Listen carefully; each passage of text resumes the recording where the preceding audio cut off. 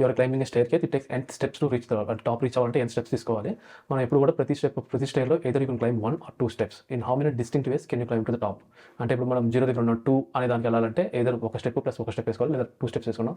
Same with 3 అనేది stairs reach అవ్వాలంటే ఒక్కొక్క స్టెప్ వేసుకుంటే వెళ్ళాలి. 1 2 3 ఆర్ 1 step వేసి 2 steps, లేదా ఫస్ట్ 2 steps వేస్తే 1 steps. సో ఇలా వేసుకుంటే వెళ్తే మనం టాప్ రీచ్ అవుతాం. దీనికి ఇప్పుడు అప్రోచ్ నేను కోడ్ రాసి చూపిస్తాను.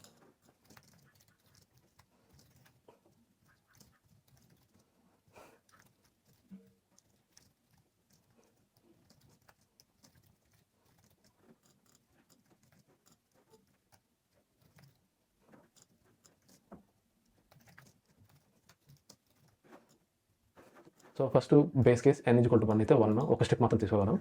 లేకపోతే కనుక మనం ఎలా వెళ్తుంటే ప్రీవియస్ స్టెప్ లెట్స్ సే మీరు 3 steps ఎక్కాలి. 3 steps ఎక్కాలన్నప్పుడు మీ దగ్గర 1 2 3.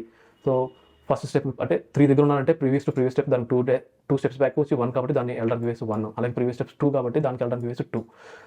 ఇప్పుడు ప్రతి నేను 3 నుంచి n ఎంతవరకు ఇస్తే అంతవరకు స్టెప్ ప్లస్ చేసుకుంటూ వెళ్తున్నాను. సో టోటల్ ఇప్పుడు కూడా మనకున్న ప్రీవియస్ స్టెప్ దానికి ప్రీవియస్ స్టెప్ ఎన్ని స్టెప్స్ ఉంటే అవి మొత్తం కలిపి యూనిక్ కౌంట్ అవుతుంది. అది టోటల్లో పెడుతున్నాను. అట్ ద సేమ్ టైం ఎప్పటికప్పుడు ప్రీవియస్ స్టెప్లో మనం ముందుకెళ్తూ ఉంటాం కాబట్టి ఈ స్వాప్ చేసుకుంటూ వెళ్తున్నాం. ప్రీవియస్ స్టెప్ వచ్చి ప్రీవియస్ స్టెప్ అయింది.